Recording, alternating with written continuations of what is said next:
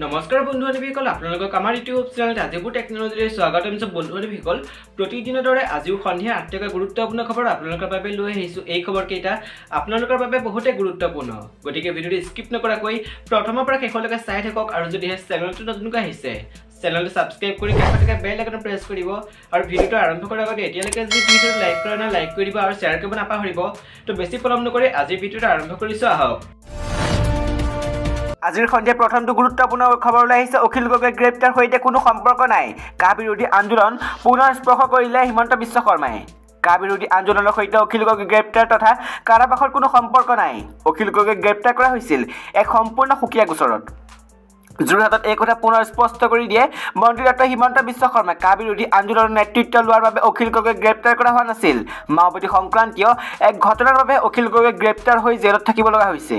বহু লোকে অখিল গগৈ গ্ৰেপ্তাৰ কা বিৰোধী আন্দোলন মহীশূৰ কৰাৰ এক কৌশল বুলি প্ৰচাৰ চলাই আহিলেও ইয়াৰ অন্তৰালত অসমৰ একাংশ যুৱকে মাওবাদী কেম্পত গৈ প্ৰশিক্ষণ লোৱাৰ কিছু ঘটনাহে জড়িত হৈ আছে বুলি স্পষ্ট কৰি দিছে মন্ত্ৰী ডক্টৰ হিমন্ত বিশ্ব শৰ্মাই। এটা সময়ত অসমৰ পৰা একাংশ যুৱকে মাওবাদী কেম্পলৈ প্ৰশিক্ষণ ল'বলৈ গৈ ধৰা পৰিছিল। পিছত এই যুৱকসকলক অখিল গগৈ প্ৰেৰণ কৰিছিল বুলি খবৰ ওলাইছিল আৰু তাৰ পিছতে অখিল গগৈৰ বিৰুদ্ধে এই সন্দৰ্ভত গোচৰ ৰুজু হৈছিল বুলি স্পষ্ট কৰি দিয়ে হিমন্ত বিশ্ব শৰ্মাই।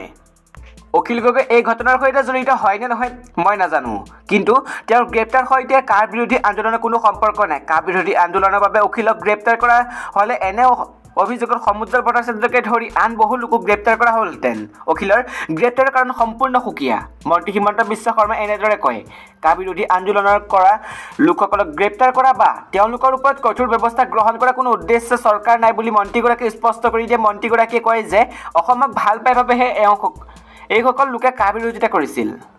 আনহাতে কাৰ সমৰ্থন কৰা সকলোৱে অসমক ভাল পায়। দুয়ো পক্ষৰ মাজত দৃষ্টিভংগীৰ পাৰ্থক্য হ'লেও উভয়ে অসমক ভাল পায়। কা বিৰোধী আন্দোলনৰ সময়ত গুৱাহাটী হিংসাত্মক ঘটনা সংঘটিত কৰা বহু লোকৰ বিৰুদ্ধে তথ্য থকাৰ পিছত চৰকাৰে কঠোৰ পদক্ষেপ গ্ৰহণ কৰা নাই বুলি মত ব্যক্ত কৰে মন্ত্ৰীগৰাকীয়ে। অখিল গগৈ জেলত থকা ঘটনাৰ সন্দৰ্ভত একাংশ লোকে অপব্যাখ্যা কৰি বিচাৰিলে সমগ্ৰ বিষয়টো আদালতত বিচাৰাধীন হৈ আছে আৰু তদন্তকাৰী বিষয়াৰ প্ৰতিবেদনৰ ওপৰত ভিত্তি কৰি আদালতে সকলো দিশ নিৰীক্ষণ কৰি ব্যৱস্থা গ্ৰহণ কৰি আহিছে বুলি হিমন্ত বিশ্ব শৰ্মাই স্পষ্ট কৰি দিয়ে। দ্বিতীয়টো খবৰ ওলাইছে, মাইক্ৰ' ফাইনেন্সৰ পৰা ঋণ লোৱা মহিলাক ঋণমুক্ত কৰিব চৰকাৰে। প্ৰথমবাৰলৈ আনুষ্ঠানিক ঘোষণা মন্ত্ৰী হিমন্ত বিশ্ব শৰ্মাৰ। যোৰহাটত মন্ত্ৰী হিমন্ত বিশ্ব শৰ্মাই কৰিলে বৃহৎ ঘোষণা। মাইক্ৰ' ফাইনেন্সৰ পৰা ঋণ লোৱা মহিলাক ঋণমুক্ত কৰিব ৰাজ্য চৰকাৰে। দেওবাৰে এই সন্দৰ্ভত আনুষ্ঠানিক ঘোষণা কৰে মন্ত্ৰী ডক্টৰ হিমন্ত বিশ্ব শৰ্মাই। মন্ত্ৰীগৰাকীয়ে জনোৱা মতে ইতিমধ্যে ৰাজ্য চৰকাৰে এই সন্দৰ্ভত চিন্তা চৰ্চা আৰম্ভ কৰিছে। উল্লেখ্য যে বিভিন্ন সময়ত ঋণৰ নামত বহু মহিলাক মাইক্ৰ' ফাইনেন্স প্ৰতিষ্ঠানে হাৰাশাস্তি চলোৱা অভিযোগ উত্থাপিত হয়। ইয়াৰ পূৰ্বে 2021ত কংগ্ৰেছ চৰকাৰ গঠন কৰিব পাৰিলে মহিলাই লোৱা মাইক্ৰ' ফাইনেন্সৰ ঋণ মাফ কৰিব বুলি প্ৰতিশ্ৰুতি প্ৰদান কৰিছিল। সেই সময়ত বিজেপিৰ লগতে অন্যান্য ৰাজনৈতিক দল কংগ্ৰেছ এই প্ৰতিশ্ৰুতি চূড়ান্ত তাচ্ছিল্য কৰিছিল। কিন্তু এতিয়া মন্ত্ৰী হিমন্ত বিশ্ব শৰ্মাই নিৰ্বাচনৰ পূৰ্বে প্ৰদান কৰা এই প্ৰতিশ্ৰুতিয়ে বিশেষ তাৎপৰ্য বহন কৰিছে। শিক্ষক নিযুক্তিৰ পৰা ছাত্ৰ ছাত্ৰীক আৰ্থিক সাহায্যৰ প্ৰদানলৈকে 10 ফেব্ৰুৱাৰীৰ ভিতৰত ৰাজ্যবাসীয়ে পাব বহু ভাল খবৰ। নিৰ্বাচনৰ পূৰ্বে কেইবাটাও ভাল খবৰ লাভ কৰিব ৰাজ্যবাসীয়ে। যোৰহাটত দেওবাৰে এই কথা জানিবলৈ দিয়ে মন্ত্ৰী ডক্টৰ হিমন্ত বিশ্ব শৰ্মাই। অহা 26 জানুৱাৰীৰ পৰা 10 ফেব্ৰুৱাৰীৰ ভিতৰত বহুকেইটা ভাল খবৰ ৰাজ্যৰ শিক্ষা বিভাগৰ পৰা অসমবাসীয়ে লাভ কৰিব বুলি হিমন্ত বিশ্ব শৰ্মাই জানিবলৈ দিয়ে। অসমত স্নাতক শ্ৰেণীত অধ্যয়ন কৰি থকা ছাত্ৰ ছাত্ৰীসকলক চৰকাৰে প্ৰদান কৰিব 1500 টকাকৈ। চৰকাৰে কিতাপ ক্ৰয় কৰিবলৈ দিবলগীয়া এই ধনৰাশি অচিৰেই সোমাব ছাত্ৰ ছাত্ৰীসকলৰ একাউণ্টত। ৰাজ্যত হ'বলগীয়া কেইবাহাজাৰো নিযুক্তিৰ খবৰ জনালে মন্ত্ৰীগৰাকীয়ে। অহা 10 ফেব্ৰুৱাৰীৰ ভিতৰত ৰাজ্যত প্ৰায় 16,000 লোকক দিয়া হ'ব নতুনকৈ নিযুক্তি। ৰাজ্যৰ শিক্ষকসকললৈ আছে সুখবৰ। ফেব্ৰুৱাৰী মাহৰ ভিতৰতে প্ৰায় 20,000 শিক্ষকৰ চাকৰি প্ৰাদেশিকৰণ কৰা হ'ব। অচিৰেই মাইক্ৰ' ফাইনেন্স কোম্পানীৰ পৰা ঋণ লৈ হাৰাশাস্তিৰ সন্মুখীন হৈ অহা মহিলাসকল এনে হাৰাশাস্তিৰ পৰা ৰক্ষা পাৰিব বুলি জানিবলৈ দিয়ে মন্ত্ৰী ডক্টৰ হিমন্ত বিশ্ব শৰ্মাই। এই বিলখনত ৰাজ্যপালে স্বাক্ষৰ কৰাৰ পিছতে আইনত পৰিণত হ'ব আৰু তাৰ পিছৰে পৰা একাংশ মাইক্ৰ' ফাইনেন্স কোম্পানীৰ উদ্ভণ্ডালি ৰোধ কৰিব পৰা যাব। বহুত এটা গুৰুত্বপূৰ্ণ এটা খবৰ ওলাইছে। নতুন পেঞ্চন নীতি বাতিলৰ দাবীত মোদীক সাক্ষাৎ কৰিব কৰ্মচাৰী পৰিষদে। ৰাজ্যিক কৰ্মচাৰীসকলৰ বাবে 2005 চনৰ 1 ফেব্ৰুৱাৰীৰ পৰা আৰম্ভ হোৱা নতুন পেঞ্চন আঁচনি বাতিল কৰি পুৰণা পেঞ্চন নীতি বাহাল ৰখাৰ দাবী জনাইছে সদৌ অসম কৰ্মচাৰী পৰিষদে। এই সম্পৰ্কত অহা ফেব্ৰুৱাৰী মাহৰ প্ৰথম পষেকত পৰিষদে প্ৰধানমন্ত্ৰী নৰেন্দ্ৰ মোদীক সাক্ষাৎ কৰি স্মাৰক পত্ৰ প্ৰদান কৰিব। পৰিষদৰ সভাপতি প্ৰদীপ দত্ত আৰু সম্পাদক প্ৰধান মৃণাল দাসে এক বিবৃতি কয় যে কেন্দ্ৰীয় চৰকাৰ আৰু অসম চৰকাৰে নতুন পেঞ্চন আঁচনি ঘোষণা কৰাৰ সময়তে কৰ্মচাৰী পৰিষদে ইয়াৰ তীব্ৰ বিৰোধিতা কৰি আহিছে। নতুন পেঞ্চন নীতিৰ আধাৰত ৰাজ্য চৰকাৰৰ অৰিহণাৰ অংশ আৰু কৰ্মচাৰী অৰিহণাৰ অংশৰ জৰিয়তে জমা কৰা পুঁজি ব্যক্তিগত প্ৰতিষ্ঠানত বিনিয়োগ কৰি অৱসৰ গ্ৰহণৰ সময়ত কৰ্মচাৰীক তাৰ লাভাংশ আদায় দিয়াৰ ব্যৱস্থা এক আত্মীয়ঘাতীমূলক সিদ্ধান্ত বুলি মত ব্যক্ত কৰি তেনে সিদ্ধান্ত বাতিল কৰিব লাগে বুলি 2005 চনতে ৰাজ্য চৰকাৰৰ ওচৰত কৰ্মচাৰী পৰিষদে দাবী উত্থাপন কৰিছিল।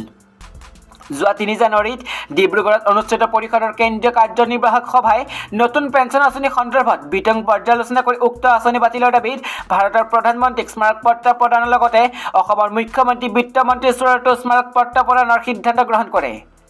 নতুন পেঞ্চন আঁচনিৰ অন্তৰ্ভুক্ত শিক্ষক কৰ্মচাৰীসকলক অৱসৰ পাছত বিনিয়োগ কৰা প্ৰতিষ্ঠানসমূহৰ পৰা বৰ্তমানৰ চৰকাৰী পেঞ্চনাৰসকলে মাহিলী পেঞ্চন পোৱাৰ নিচিনাকৈ সঠিকভাৱে আদায় পাব বুলি আশ্বস্ত হ'ব পৰা নাই। আনহাতে কেন্দ্ৰীয় তথা ৰাজ্য চৰকাৰেও এই সন্দৰ্ভত স্পষ্ট নীতি ঘোষণা কৰি বিনিয়োগ প্ৰতিষ্ঠানৰ ওপৰত কৰ্মচাৰীৰ ভাগ্য এৰি দিছে। শেহতীয়াভাৱে সমগ্ৰ ভাৰতবৰ্ষতে নতুন পেঞ্চন নীতিৰ বিৰুদ্ধে কৰ্মচাৰীসকলে প্ৰতিবাদ সংগ্ৰামী আৰম্ভ কৰাত কেন্দ্ৰীয় চৰকাৰে কৰ্মচাৰীসকলৰ বাবে মৃত আৰু অৱসৰকালীন গ্ৰেজুৱেটি আৰু চৰকাৰৰ অৰিহণাৰ অংশ 10% পৰা 15% বৃদ্ধি কৰাৰ সিদ্ধান্ত লয়। ৰাজ্য চৰকাৰকো একে নীতি গ্ৰহণ কৰাৰ বাবে কৰ্মচাৰী পৰিষদে দাবী উত্থাপন কৰা যোৱা 30 ছেপ্টেম্বৰত বিত্তমন্ত্ৰী ডক্টৰ হিমন্ত বিশ্ব শৰ্মাৰ সৈতে হোৱা আলোচনাৰ মৰ্মে 10%লৈকে চৰকাৰৰ অৰিহণা বৃদ্ধি কৰাৰ সিদ্ধান্ত লোৱা হয় আৰু সেই সিদ্ধান্ত অনুসৰি ইতিমধ্যে 1 এপ্ৰিল 2019 পৰা অতিৰিক্ত 4% আদায় দিয়াৰ বাবে নিৰ্দেশনা দিছে। নতুন পেঞ্চন আঁচনি কৰ্মচাৰী অৱসৰকালীন গ্ৰেজুৱেটি সন্দৰ্ভত যোৱা 21 নৱেম্বৰত মুখ্যমন্ত্ৰী আৰু বিত্তমন্ত্ৰীৰ সৈতে হোৱা আলোচনা মৰ্মে শীঘ্ৰে গ্ৰেজুৱেটিৰ নিৰ্দেশনা দিয়াৰ বিষয়ে প্ৰকাশ কৰে। বিবৃতিত উল্লেখ কৰা অনুসৰি নতুন পেঞ্চন নীতি বাতিলৰ দাবীত কৰ্মচাৰী পৰিষদে আগন্তুক দিনত সংগ্ৰাম আগবঢ়াব নিবলৈ সংকল্পবদ্ধ হৈছে। বিদ্যালয়ৰ প্ৰাদেশিকৰণ আৰু অনিয়ম কৰ্মচাৰী চাকৰি নিয়মীয়া কৰাৰ পাছত শেহতীয়াভাৱে অৱসৰ গ্ৰহণ কৰা কৰ্মচাৰীয়ে নতুন পেঞ্চন নীতিৰ আধাৰত ন্যূনতম মাহিলী সাহায্যৰ অংশ লাভ কৰি আছে। তেনে কৰ্মচাৰীয়ে বৰ্তমানে লাভ কৰি থকা অংশসহ মূল বেতনৰ 50% অংশ দিয়াৰ ব্যৱস্থা কৰিবলৈ পৰিষদে চৰকাৰক দাবী জনায়। আনহাতে জনতা ভৱনত সচিবালয় সপ্তাহৰ নামত সংঘটিত 28 লাখ টকাৰ ব্যাপক দুৰ্নীতি সন্দৰ্ভত চৰকাৰক উপযুক্ত তদন্ত কৰাৰ দাবী জনায়। BSNL দুৰ্দান্ত অফাৰ মাত্ৰ 398 টকাত আনলিমিটেড ডাটা ভইচ কলৰ সুবিধা। ভাৰত সঞ্চাৰ নিগম লিমিটেড অৰ্থাৎ BSNL এইবাৰ নতুন এক দুৰ্দান্ত প্লেন লৈ আহিছে। BSNL 398 টকাৰ নতুন আকৰ্ষণীয় প্ৰিপেড প্লেন মুকলি কৰিছে। চৰকাৰে এই টেলিকম সংস্থাটোৰ নতুন প্ৰিপেড ৰিচাৰ্জ পেকটো গ্ৰাহকসকলক আনলিমিটেড ডাটা আৰু আনলিমিটেড ভইচ কলৰ অফাৰ আগবঢ়াইছে। ইয়াত আনলিমিটেড কলৰ অৰ্থ হ'ল ফেয়াৰ ইউজেজ পলিচি অবিহনে ভইচ কলৰ মিনিট লাভ। এতিয়াৰে পৰা BSNL গ্ৰাহকসকলে FUP অবিহনে আনলিমিটেড ডাউনলোড আপলোড আৰু ভইচ কল কৰিব পাৰিব। জানিব পৰা মতে 398 টকা প্ৰিপেড প্লেনত গ্ৰাহকসকলক আনলিমিটেড ডাটা আৰু ভইচ কল মিনিটৰ অফাৰ কৰা হ'ব। এই প্লেনৰ ম্যাদ হ'ব মাত্ৰ 30 দিন। এই প্লেনৰ আকৰ্ষণীয় দিশ এটা হৈছে ভইচ কল আৰু ডাটা বেনিফিটাৰী বাহিৰেও BSNL গ্ৰাহকসকলে প্ৰতিদিনে 100 টকা বিনামূলীয়া SMS পঠিয়াব পাৰিব। তদুপৰি ৰমিঙৰ সময়তো আনলিমিটেড কলিং আৰু SMSৰ সুবিধা পাব। 2021 10 জানুৱাৰীৰ পৰা BSNL গ্ৰাহকসকলে 398 টকা এই ৰিচাৰ্জ প্লেন ব্যৱহাৰ কৰিব পাৰিব। আগন্তুক নিৰ্বাচনত 40খন আসনৰ প্ৰতিদ্বন্দ্বিতা কৰা হুংকাৰক অপৰ এতিয়া কি হ'ব বিজেপিৰ? অসম বিধানসভা নিৰ্বাচনৰ বাবে সাজু হৈছে অসম গণ পৰিষদ। 2021 ৰাজ্যত পুনৰ অগপা বিজেপি মিত্ৰজোঁটে চৰকাৰ গঠন কৰিব। এই দাবী অসম গণ পৰিষদ দলৰ 2 জ্যেষ্ঠ বিধায়ক ৰমেন্দ্ৰ নাৰায়ণ কলিতা আৰু সত্যব্ৰত কলিতাৰ।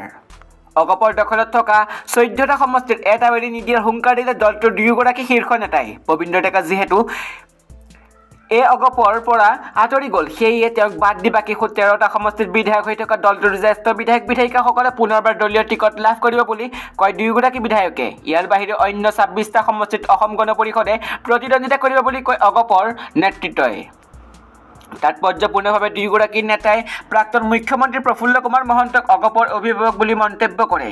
মহন্তক প্ৰশংসা কৰাৰ লগতে তেওঁৰ প্ৰতিনিধিত্ব কৰি থকা বহমপুৰ সমষ্টিৰ অগপৰ এক নম্বৰৰ সমষ্টি বুলি কয় অগপৰ কেন্দ্ৰীয় কমিটিৰ সাধাৰণ সম্পাদক সত্যব্ৰত কলিতাই। 2025 চনৰ ভিতৰত বিক্ৰী বন্ধ কৰিব পাৰে পেট্ৰল আৰু ডিজেল চালিত গাড়ী। অচিৰে ইন্ধন চালিত বাহনৰ বিক্ৰী বন্ধ কৰাৰ দিশে আগবাঢ়িছে এখন দেশ। 2025 চনৰ ভিতৰত এইখন দেশত পেট্ৰল আৰু ডিজেল চালিত গাড়ী বিক্ৰী বন্ধ কৰাৰ পৰিকল্পনা কৰিছে চৰকাৰে। বৰ্তমান এই দেশখনত পেট্ৰল আৰু ডিজেল চালিত গাড়ীতকৈ ইলেক্ট্ৰিক কাৰ বিক্ৰী বৃদ্ধি পাইছে। 2020 চনত 66.3% বেটাৰী চালিত নতুন ইলেক্ট্ৰিক গাড়ী বিক্ৰীৰ অভিলেখ সৃষ্টি কৰা এক মনোমোহা দেশখন হ'ল নৰৱে।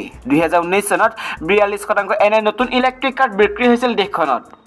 নৰৱে দেশখন পেট্ৰলজাত সামগ্ৰী উৎপাদন কৰাৰ লগতে ইয়াৰ পৰা ৰাজহ সংগ্ৰহ কৰে, কিন্তু নৰৱেৰ ৰাজপথত চলাচল কৰা ইলেক্ট্ৰিক হাইব্ৰিড কাৰ সমগ্ৰ বিশ্বতে অভিলেখ সৃষ্টি কৰিছে। দেশখনত পেট্ৰল বা ডিজেল চালিত গাড়ী বিক্ৰী অচিৰেই বন্ধ কৰিবলৈ আগবাঢ়িছে চৰকাৰ।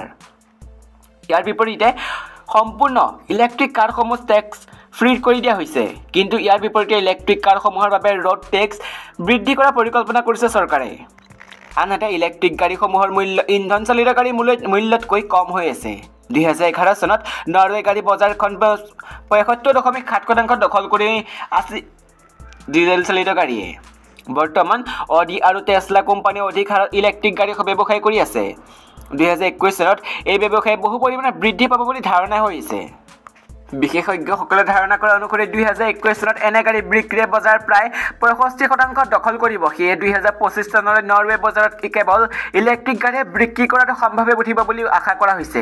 পেট্ৰল চালিত গাড়ীৰ তুলনাত ইলেক্ট্ৰিক গাড়ীত থকা যন্ত্ৰপাতিৰ পৰিমাণ বহু কম, অৰ্থাৎ এনে গাড়ীৰ গৰাকী মেইনটেনেন্স খৰচ বহু পৰিমাণে হ্ৰাস পাব। অৱশ্যে এনে গাড়ীবোৰ দামী বেটাৰীসমূহ আজীৱন টিকে, যদিও কেইবাবছৰলৈ বেটাৰীবোৰ ভালে থাকে। শেহতীয়াকৈ অধ্যয়নত প্ৰকাশ কৰা মতে ইলেক্ট্ৰিক গাড়ী উৎপাদনত সাধাৰণ গাড়ীৰ তুলনাত অধিক কাৰ্বনৰ নিৰ্গমন ঘটে। ইয়াৰ সৰ্বাধিক কাৰ্বন নিৰ্গমন ঘটে গাড়ীসমূহৰ।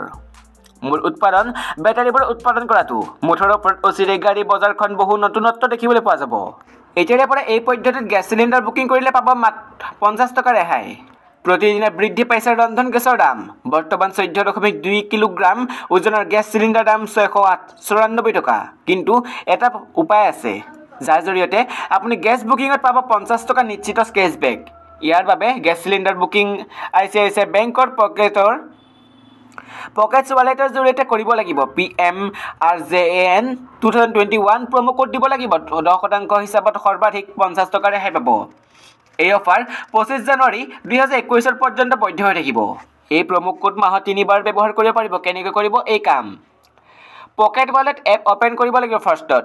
ইয়াৰ পিছতে পে বিলত ক্লিক কৰিব লাগিব।